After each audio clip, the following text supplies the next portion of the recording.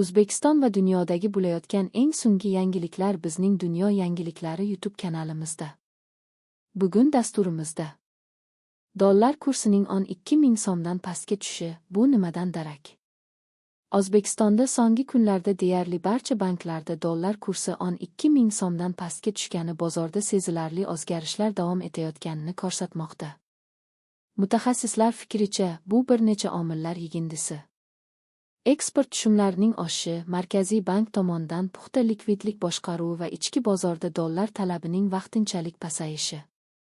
Ekspertlar qisqa muddatli prognoz sifatida shuni aytishmoqda.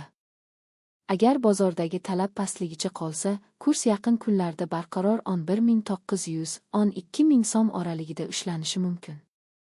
Importchilar faollashguncha yoki yirik valyuta xaridlari bo'lmaguncha keskin o'zgarish bo'lishi ehtimoli past. Biroq o'rta muddatli istiqbolda vaziyat bir nechta omillarga bog'liq bo'ladi. Avvalo, qish mavsumida energiya resurslari importi kuchayishi mumkin, bu esa dollar talabini qayta oshiradi. Shuningdek, jahon bozorlarida neft, gaz, oltin kabi resurslar narxining o'zgarishi ham O'zbekistonning valyuta tushumlariga bevosita ta'sir ko'rsatadi. Agar global bozorlar ijobiy bo'lsa, so'm mustahkamlanishi davom etishi mumkin. Yana bir omil chet elga pul o'tkazmalarining mavsumiy oshishi.